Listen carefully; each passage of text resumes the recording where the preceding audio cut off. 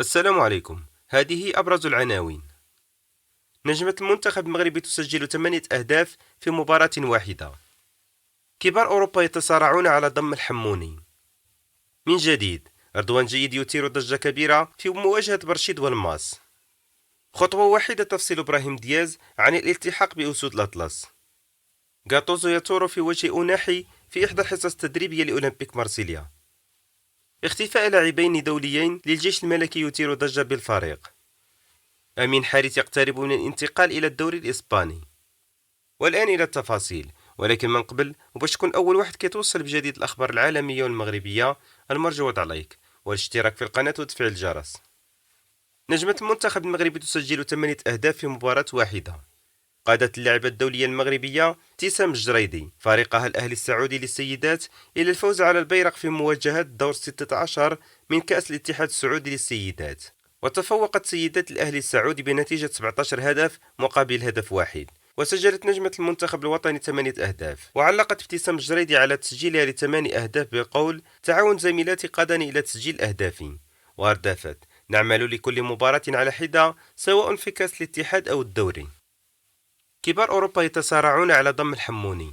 كشفت تقارير إعلامية فرنسية يوم الجمعة أن هناك صراعا مرتقبا بين 4 أندية في الفترة المقبلة من أجل التعاقد مع محمد الحموني، نجم المنتخب الوطني المغربي لأقل من 17 عام لكرة القدم، بعدما قدم أوراق اعتماده بقوة رفقة الأشبال في النسخة الحالية من كأس العالم التي تجرى بدولة إندونيسيا. وحسب ما كشفه الصحفي بموقع فوتبول ميركاتو سيباستيان دينيس يوم الخميس عبر حسابه الرسمي على موقع التواصل الاجتماعي إكس، فإن كل من أولمبيك مارسيليا الفرنسي وأياكس أمستردام الهولندي، بالإضافة إلى كل من بروسيا دورتموند وشتوتغارت الألمانيين، يرغبون في ضم الحموني. وبصم الحموني على حصيلة جيدة رفقة المنتخب الوطني لأقل من 17 سنة في المونديال، وفق ما كشف عنه موقع سوفا سكور المتخصص في الأرقام والإحصائيات. ووفقا للموقع العالمي، فإن الحموني انفرد بعديد من الأرقام من بين كل لاعب المنتخب الوطني المغربي، إذ يعد لاعب لوهافر الفرنسي الأكثر تسديدا على المرمى من جانب لاعب المنتخب بواقع 5 تسديدات، والأكثر صناعة للفرص بمعدل 13 فرصة. واحتل الحموني صدارة اللاعبين المغاربة الأكثر نجاح في المراوغة بمعدل 15 مراوغة وفقا للإحصائيات، والمركز الثالث في المنافسة. يشار إلى أن الحموني تحصل على أعلى تقييم في المنتخب الوطني المغربي ب 7.53 كمعدل تقييم سوفا سكور. قد خرج من منافسة المونديال يوم السبت بعد خسارته أمام مالي بهدف مقابل 0. من جديد، رضوان جيد يثير ضجة كبيرة في مواجهة برشيد والماس. شهدت مباراة يوسفية برشيد وضيفه المغرب الفاسي يوم السبت على أرضية الملعب البلدي ببرشيد واقعة شادة كان بطلها حكم المباراة رضوان جيد.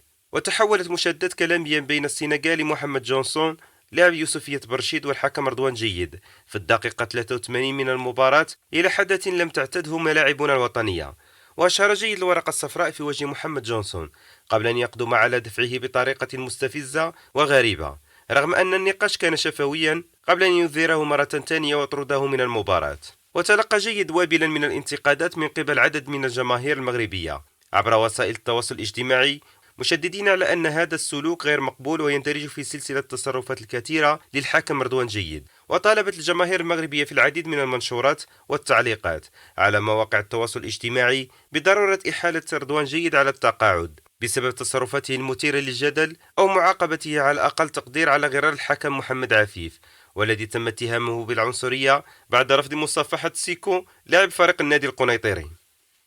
خطوة واحدة تفصل إبراهيم دياز عن الالتحاق بأسود الأطلس. يسير ملف تحويل الجنسية الرياضية لنجم ريال مدريد إبراهيم دياز من الإسبانية إلى المغربية في الطريق الصحيح، ومن المتوقع أن يتم الانتهاء منه في غضون الأسابيع القليلة المقبلة. وكشفت مصادر إعلامية إسبانية ومغربية أن تغيير الجنسية الرياضية لدياز يعتمد على بعض الإجراءات الإدارية البسيطة والتي من المرجح أن يتم استكمالها دون أي مشاكل. ويأتي هذا التطور في سياق سعي المنتخب المغربي لتعزيز الصفوف بلاعبين موهوبين من أصول مغربية، حيث يأمل الناخب الوطني وليد الركراكي في ضم دياز إلى قائمة الفريق التي ستشارك في كأس إفريقيا 2023 التي ستقام في كوت ديفوار مطلع العام الجديد. من جهته، أكد تقرير لصحيفة كارير ديلو سبورت الإيطالية أن إبراهيم دياز قد اتخذ قراره النهائي بشأن مستقبله الدولي، حيث اختار تمثيل منتخب المغرب على حساب إسبانيا، وأوضح التقرير أن دياز فقد الأمل في تحقيق أحلامه وطموحاته مع منتخب إسبانيا حتى بعد وصول مدربه السابق في منتخب الشباب لويس دي فوينتي إلى رأس القيادة الفنية للمنتخب الأول. ويعد إبراهيم دياز البالغ من العمر 24 عام أحد أفضل المواهب الصاعدة في أوروبا، حيث يلعب في مركز الوسط المهاجم مع ريال مدريد، وقد لعب مع المنتخب الإسباني في جميع الفئات العمرية لكنه لم يشارك مع الفريق الأول. وإذا تم الانتهاء من إجراءات تغيير الجنسية الرياضية لدياز فسيمثل المنتخب المغربي في كأس إفريقيا 2023، حيث سيكون إضافة قوية للفريق الذي يسعى للفوز باللقب للمرة الثانية في تاريخه. غاتوسو يثور في وجه أناحي في إحدى الحصص التدريبية لأولمبيك مارسيليا. ذكرت صحيفة ليكيب الفرنسية أن الإيطالي جينارو غاتوزو مدرب مارسيليا الفرنسي كان قاسيا مع لاعب وسطه الدولي المغربي عز الدين أناحي خلال إحدى الحصص التدريبية الخاصة بمواجهة ستراسبورغ يوم السبت في الدوري الفرنسي. وأشار موقع فوتبول 365 نقلا عن صحيفة ليكيب الفرنسية أن غاتوزو طار في وجه أناحي بعد تسديدة ضعيفة من الأخير خلال التدريب، حيث طار في وجهه على مرأى ومسمع من الجميع. وسجل الدولي المغربي عز الدين أناحي عودته إلى التدريب الجماعية لفريقه أولمبيك مارسيليا الأربعاء الماضي بعد غياب لمدة 3 أسابيع بسبب إصابة في الظهر. اختفاء لاعبين دوليين للجيش الملكي يثير ضجة بالفريق. فوجئ فريق الجيش الملكي بانقطاع لاعبيه حمزة المتوكل ومعاذ بوغيزان عن تدريب فئة أقل من 17 سنة منذ سفرهما مع المنتخب الوطني لأقل من 17 سنة إلى إسبانيا، حيث أجرى الإشبال تجمعا تدريبيا استعدادا للمشاركة في كأس العالم بإندونيسيا. وعادت بعثة المنتخب الوطني إلى المغرب لمواصلة الاستعدادات، حيث أن اللاعبين لم يلتحقا بصفوف الفريق العسكري، علما أنهما يعتبران من الركائز الأساسية في تشكيلة شيبا، وكان يعول عليهما للمشاركة في كأس العالم المنظمة حاليا بإندونيسيا. وأحدث خبر اختفاء اللاعبين ضجة كبيرة داخل الجيش الملكي، إذ فتح مسؤول الفريق تحقيقا لمعرفة مصير اللاعبين وأسباب انقطاعهما عن التدريب. وضيع اللاعبان فرصة المشاركة في مونديال أقل من 17 سنة بعد انقطاعهما عن التدريب واختفائهما في ظروف غامضة عن محيط الجيش الملكي. وأكدت مصادر خاصة لأنفو سبورت أن هناك شكوكا داخل النادي بهروب اللاعبين إلى إسبانيا بعد عودتهما إلى المغرب. ورجحت مصادر الموقع أن يكون أحد اللاعبين قد سافر من إسبانيا إلى البرتغال بمساعدة وكيل لاعبين، غير أنه لا يوجد أي دليل يؤكد سفر اللاعبين خارج أرض الوطن. أمين حارث يقترب من الانتقال إلى الدوري الإسباني.